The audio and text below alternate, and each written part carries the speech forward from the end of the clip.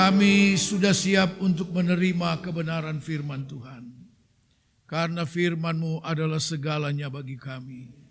Hidup kami bergantung sepenuhnya kepada firman Tuhan. Roh Kudus menolong kami, memberi kami kemampuan untuk dapat memahami, menerima, meyakini dengan benar akan setiap pengajaran firman-Mu. Dalam nama Yesus kami diurapi oleh Roh Kudus. Pemberitaan firman Allah diurapi. Haleluya. Amin. Haleluya. Puji Tuhan, salam sejahtera dalam nama Tuhan Yesus Kristus.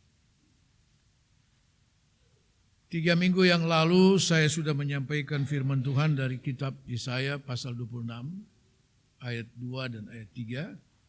Sekedar mengingatkan kita, yaitu siapakah mereka yang dijagai oleh Allah dengan damai sejahtera. Ya. Saudara-saudara sekalian,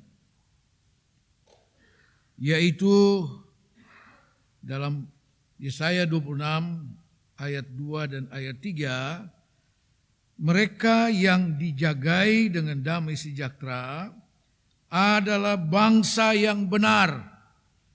Ya. Bangsa yang benar. Roma pasal 5 ayat 9 katakan, kita dibenarkan oleh darah penebusan Yesus Kristus. Yang kedua, siapa mereka yang dijagai dengan damai sejahtera? Mereka yang tetap setia. Ya. Dalam penurutan pelayanan kepada Tuhan, tidak berubah, tetap setia. Dalam situasi dan kondisi apapun, tetap setia. Mereka dijagai oleh Allah dengan damai sejahtera. Yang ketiga, siapa mereka? Yaitu yang hatinya teguh untuk tetap percaya kepada Tuhan. Itulah yang dijaga oleh Allah dengan damai sejahtera. Ya.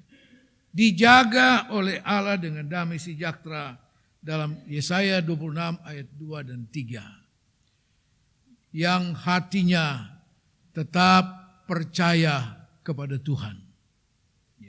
Yang hatinya tetap teguh untuk percaya kepada Tuhan. Mereka dijagai Tuhan dengan damai sejahtera. Saudara-saudara, begitu banyak orang kehilangan damai sejahtera hari-hari ini. Ya, karena situasi dan kondisi dan sebagainya. Tetapi bagi kita, Alkitab menjanjikan damai sejahtera. Dijaga oleh Allah dengan damai sejahtera. Tetapi bukan hanya sampai di sana, berhenti sampai di sana. Ya. Mari kita buka kembali Yesaya 26. Sekarang kita membaca ayat 12. Ayat 12 Yesaya 26. Ya Tuhan, Engkau akan menyediakan damai sejahtera bagi kami. Sebab segala sesuatu yang kami kerjakan, Engkaulah yang melakukannya bagi kami. Katakan amin. Tidak berhenti sampai kepada ayat 2 dan ayat 3. Tuhan menjaga setiap orang, bangsa yang benar, yang tetap setia, dan yang teguh hatinya percaya kepada Tuhan. Tidak hanya sampai di sana. Ada tanggung jawab lebih lagi. Ada tanggung jawab lebih. Nah, saudara-saudara, dikatakan di sini, Engkau menyediakan damai sejahtera bagi kami, sebab segala sesuatu yang kami kerjakan, Engkau yang melakukannya bagi kami. Engkau menyediakan damai sejahtera bagi kami. Bagi siapa? Di sini dikatakan, sebab segala sesuatu yang kami kerjakan, Engkau yang melakukannya bagi kami. Ini berbicara tentang seluruh aktivitas kita. baik pekerjaan menurut profesi kita masing-masing. Saudara, dikatakan Allah yang mengerjakannya bagi kita. Teristimewa dalam penurutan dan pelayanan kita kepada Tuhan.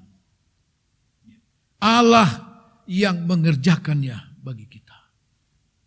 Saudara-saudara, artinya kita dipakai Tuhan sebagai alat di dalam tangan Tuhan. Baik untuk pekerjaan di dalam kita memenuhi kebutuhan hidup setiap hari. Teristimewa dalam pekerjaan pelayanan pekerjaan Tuhan. Nah, bagi mereka dikatakan, Engkau menyediakan damai sejahtera bagi kami. Saudara-saudara, ini bicara tentang seluruh aktivitas kita dan lebih lagi dalam hal pelayanan kita kepada Tuhan. Engkau yang melakukannya bagi kami. Kita melihat dalam surat Efesus pasal 2 ayat 10. Efesus pasal 2 ayat 10. Karena kita ini buatan Allah, diciptakan dalam Kristus Yesus untuk melakukan pekerjaan baik yang dipersiapkan Allah sebelumnya. Ia mau supaya kita hidup di dalamnya. Apapun yang kita kerjakan, di sini dikatakan Allah lah yang mempersiapkannya bagi saudara dan saya. Jadi apapun profesi kita, pekerjaan kita, selama itu sesuai dengan firman Tuhan, Allah yang menyediakan bagi saudara dan saya. Allah yang menyediakan bagi kita semua. Sehingga kita tidak usah mulai membanding-bandingkan. Waduh, pekerjaannya jauh lebih hebat, penghasilannya jauh lebih hebat. Saudara-saudara, mari kita mensyukuri apa yang Tuhan percayakan bagi kita. Sebab Tuhan yang mengadakannya bagi kita. Demikian juga dalam pelayanan yang dipersiapkan Allah bagi masing-masing kita. Sebagai gembala saya hanya alat yang meneruskan kepada jemaat apa yang dipercayakan Tuhan kepada masing-masing jemaat. Tuhan yang mempercayakan itu. Nah, saudara-saudara, bagi setiap kita yang melakukan tanggung jawab pelayanan kita kepada Tuhan, di dalam kitab Yesaya tadi dikatakan, Engkau menyediakan damai sejahtera.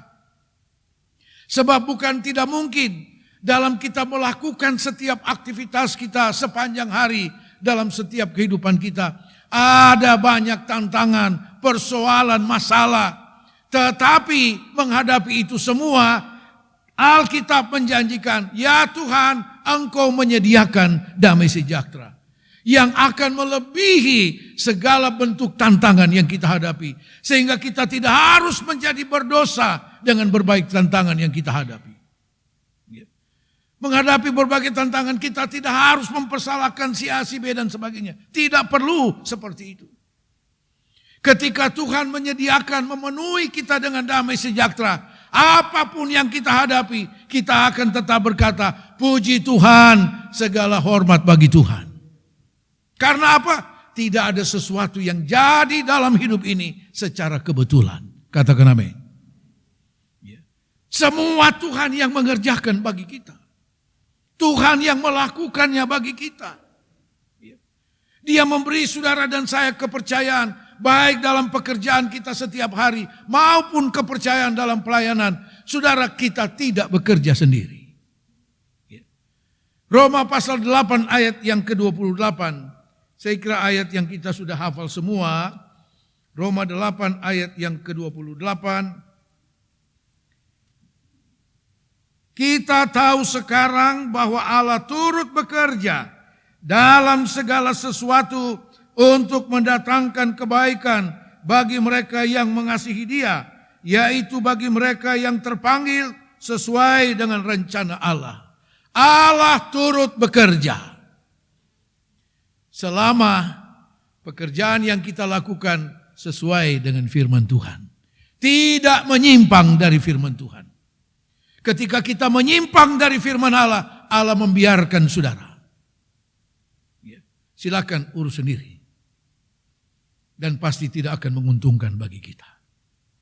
Tetapi selama kita melakukan pekerjaan, aktivitas kita, pelayanan kita sesuai dengan firman Tuhan, sesuai dengan apa yang dipercayakan Tuhan, percayalah Allah turut bekerja. Dan ketika Allah turut bekerja, tidak ada satupun yang bisa menggagalkan saudara. Karena Alkitab katakan ketika Dia meninggikan engkau, tidak ada yang dapat menurunkan dan merendahkan engkau. Ketika Dia buka jalan bagi saudara, tidak ada yang dapat menutup jalan.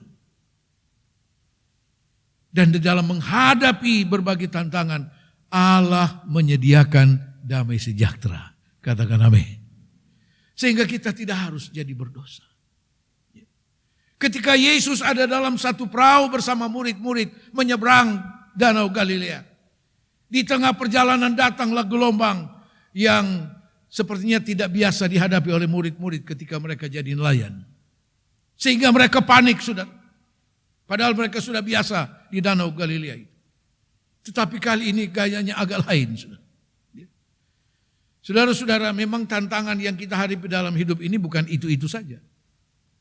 Macam-macam. Wah, kali ini murid-murid angkat tangan. Tidak bisa lagi. Yesus ada tidur di belakang. Mereka datang membangunkan Dia. Tuhan, tidakkah Engkau peduli kita binasa? Saudara-saudara, Dia penuh dengan damai sejahtera. Dia tidak panik. Dia bangun dan berkata, "Hei angin dan gelombang, diam." Diam. Dia penuh dengan damai sejahtera. Dia menghadapi setiap tantangan itu dengan damai sejahtera, saudara. Kalau ada damai sejahtera, tidak perlu stres. Oh, berarti saudara sedang stres. Ya. Tidak perlu panik. Untuk apa? Damai sejahtera yang disediakan Allah melebihi semua itu. Dan di dalam damai sejahtera itu kita selalu percaya Allah turut bekerja. Dia tidak mungkin membiarkan saudara dan saya. Dia tidak akan melepaskan tanggung jawabnya bagi saudara dan saya. Mari kita lihat selanjutnya. Lebih khusus kita melihat dalam tanggung jawab pelayanan yang Tuhan percayakan bagi kita. Mereka yang melayani Tuhan seperti apa? Sehingga Tuhan menyediakan damai sejahtera bagi mereka. Yang pertama, surat Kolose pasal yang ketiga, surat Kolose pasal 3 ayat 23.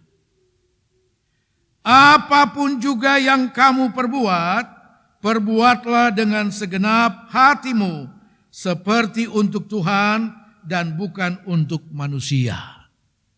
Haleluya. Bagi mereka yang melakukan pekerjaan Tuhan, pelayanan kepada Tuhan dengan segenap hati.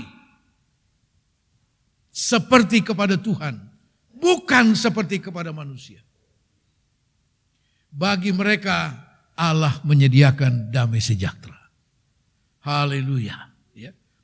Ketika kita melakukan tanggung jawab pelayanan yang dipercayakan Tuhan kepada masing-masing kita. Dengan segenap hati, dengan segala kesungguhan hati. Tuhan menyediakan damai sejahtera.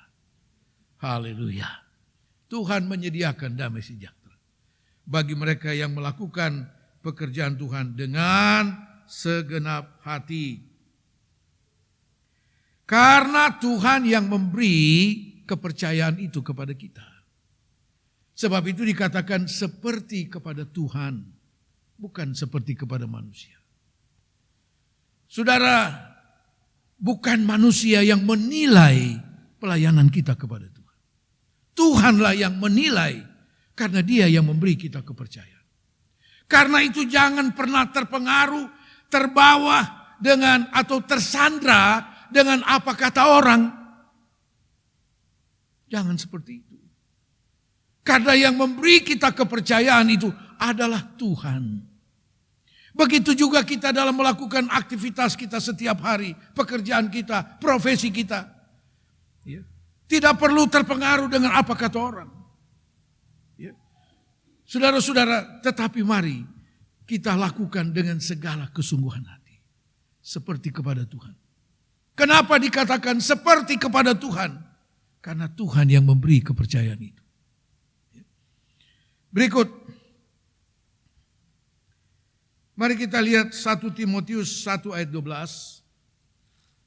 1 Timotius 1 ayat 12.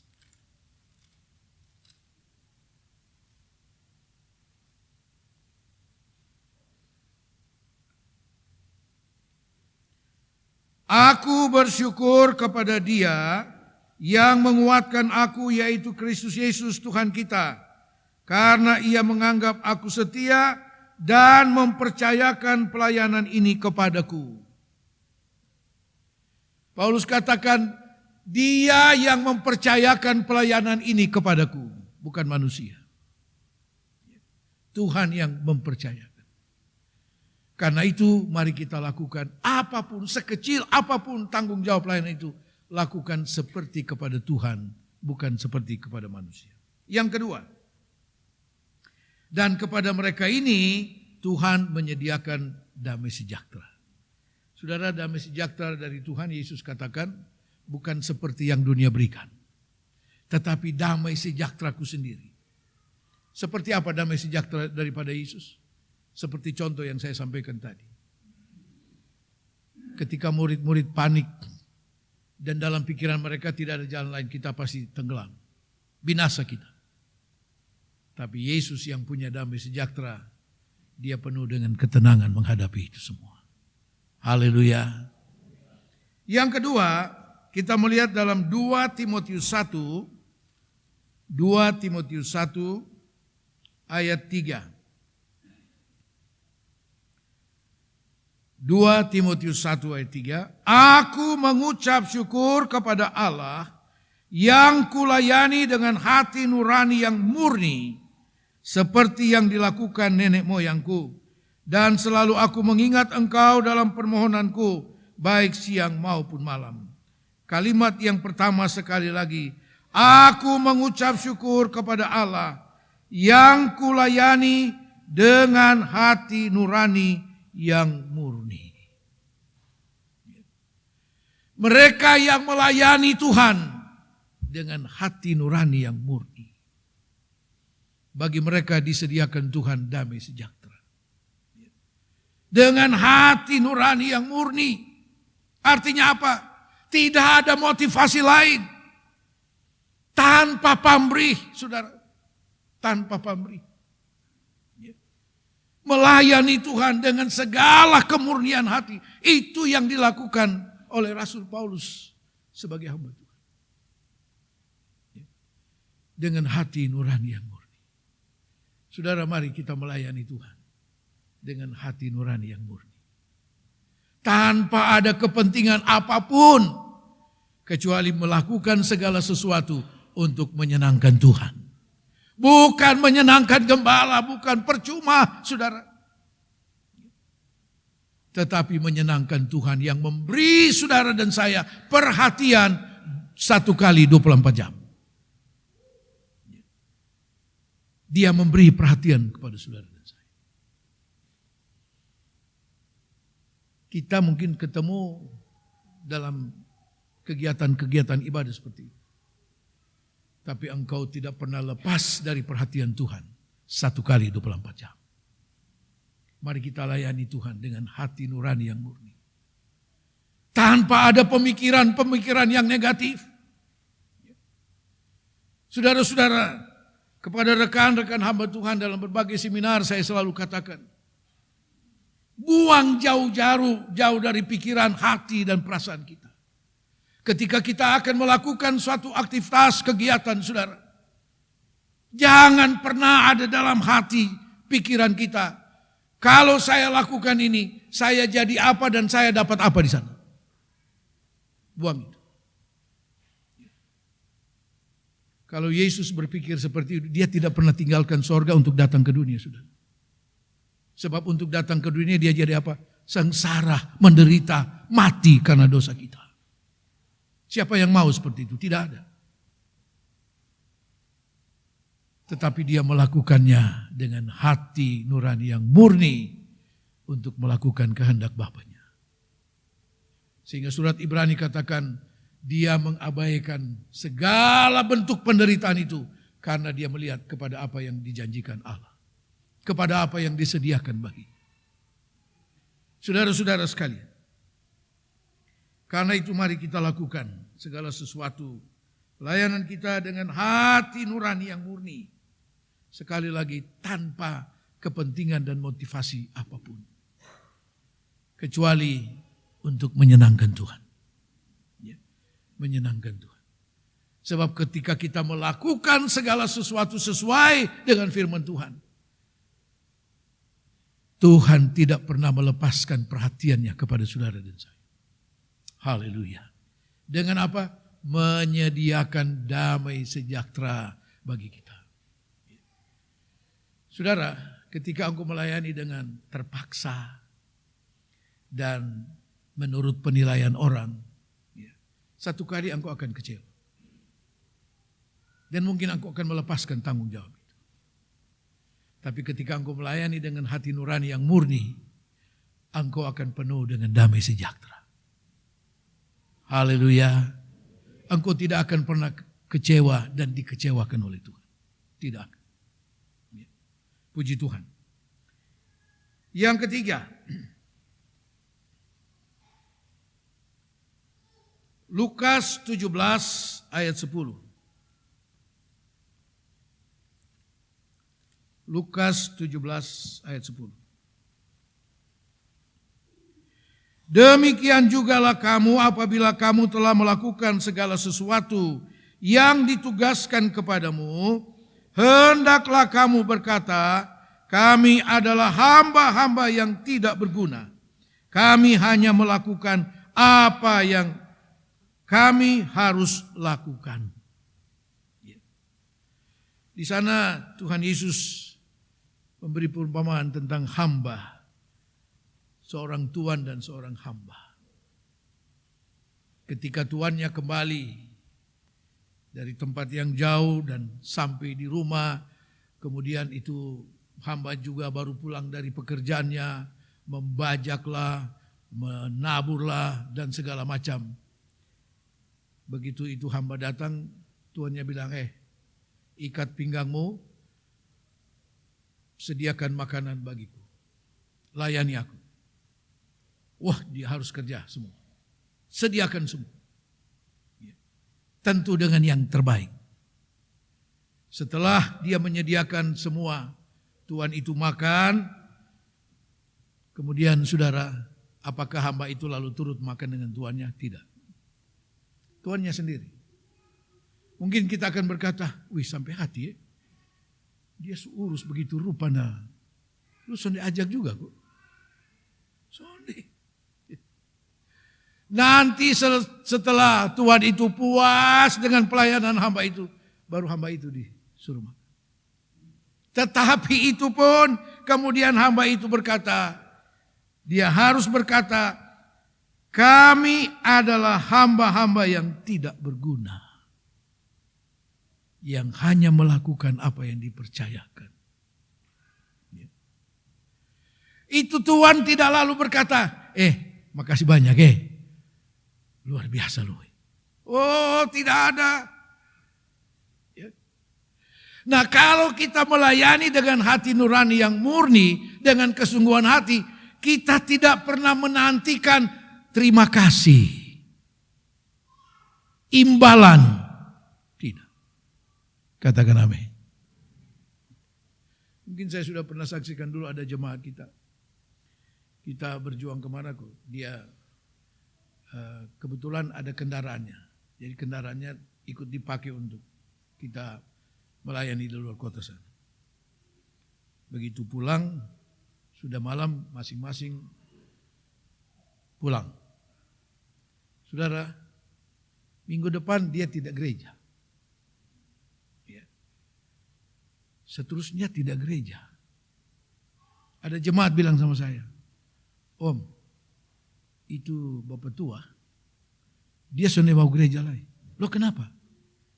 Dia bilang dia tersinggung kok. Masa dia sudah capek, gembala tidak bilang terima kasih. Tuhan ampuni saya. Ya, tersinggung. Mari kita belajar dari firman Tuhan. Itu Tuhan, dia tidak bilang terima kasih kepada itu hamba. Sebaliknya itu hamba bilang, kami adalah hamba-hamba yang tidak berguna. Kenapa tidak berguna? Kalau tuannya tidak pakai, tidak ada guna dia. Tidak ada arti dia. Jadi apa yang dipercayakan tuannya kepadanya, itu yang membuat dia menjadi berguna. Kita semua mau menjadi berguna bagi Tuhan. Tanpa memperhitungkan dan tanpa mengharapkan imbalan, saudara. Kembali kepada Kolose pasal 3. Kolose pasal 3. Ayat 23 dan ayat 24. Apapun juga yang kamu perbuat, perbuatlah dengan segenap hatimu, seperti untuk Tuhan dan bukan untuk manusia. Ayat 24. Kamu tahu bahwa dari Tuhanlah kamu akan menerima bagian yang ditentukan bagimu sebagai upah. Kristus adalah Tuhan dan kamu hambanya. Sebesar apapun pelayanan kita, kepercayaan kepada kita, kita tetap hamba. Katakan amin. Kita tetap hamba.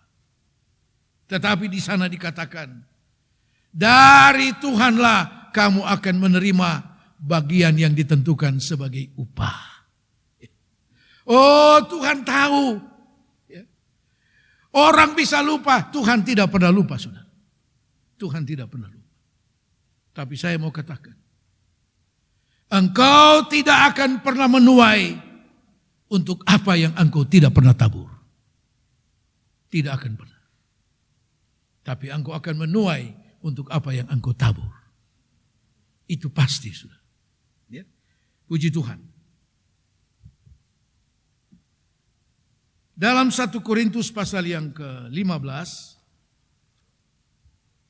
1 Korintus 15 ayat 10. Tetapi kasih karunia Allah aku adalah sebagaimana aku ada sekarang. Dan kasih karunia yang dianugerahkannya kepadaku tidak sia-sia. Sebaliknya, aku telah bekerja lebih keras daripada mereka semua. Tetapi bukannya aku, melainkan kasih karunia Allah yang menyertai aku. Pengakuan dan kesaksian seorang rasul besar yang dipakai Tuhan luar biasa. Rasul Paulus. Dia katakan, aku sudah bekerja lebih keras dari yang lain. Karena itu anugerah Allah. Tetapi bukan aku. Ya. Bukan karena aku. Tapi hanya karena kasih karunia Tuhan yang menyertai. Haleluya. Kalau kita boleh dipakai Tuhan, bukan karena kita. Katakan amin. Anugerah Tuhan. Kasih karunia daripada Tuhan. Puji Tuhan. Dan bagi mereka, Tuhan menyediakan damai sejahtera. Justru ketika seseorang merasa luar biasa, kalau bukan beta, sonde jadi. Saudara akan kehilangan damai sejahtera. Tetapi ketika kita merasa bukan apa-apa dan tidak ada apa-apa, Tuhan sediakan damai sejahtera. Haleluya. Yang terakhir, sebaliknya. Kita lihat dalam Mazmur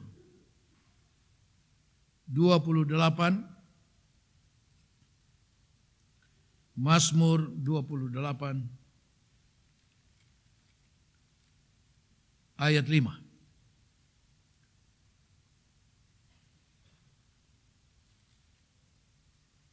Karena mereka tidak mengindahkan pekerjaan Tuhan dan perbuatan tangannya, Ia akan menjatuhkan mereka dan tidak membangunkan mereka lagi.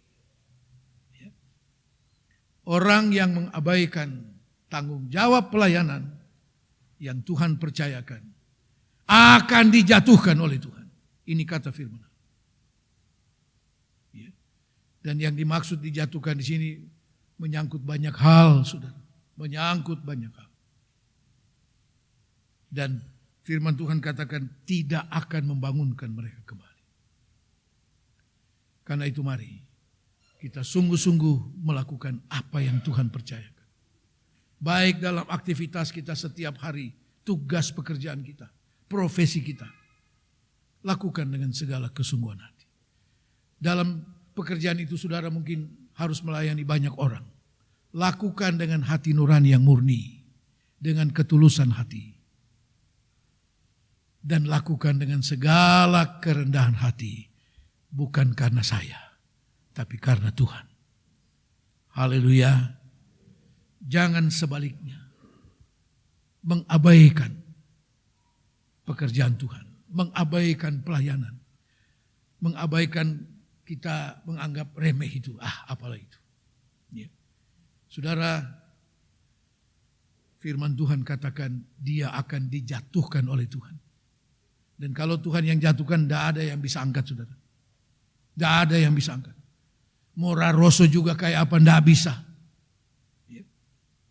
Karena hidup kita hanya bergantung sepenuhnya kepada Tuhan. Katakan amin. Tuhan Yesus memberkati.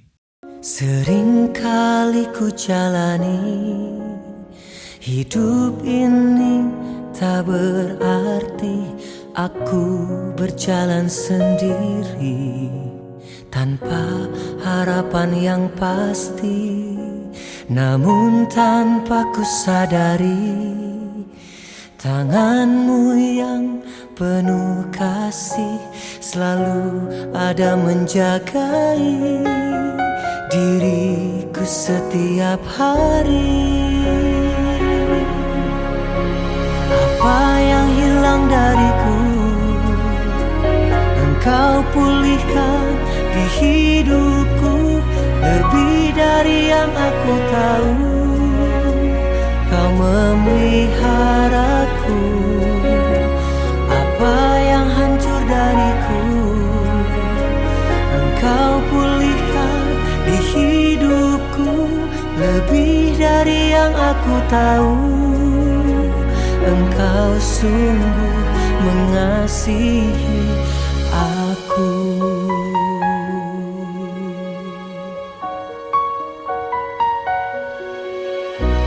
Namun tanpa ku sadari tanganmu yang penuh kasih selalu ada menjagai diriku setiap hari.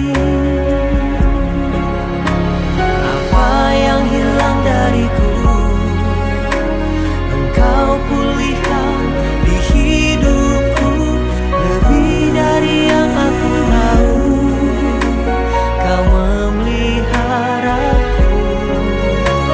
Apa yang hancur dariku Engkau pulihkan di hidupku, lebih dari yang aku tahu.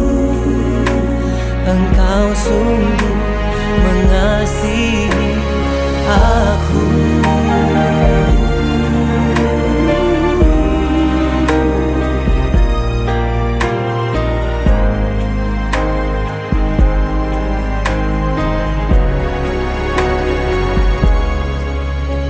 Apa yang hilang dariku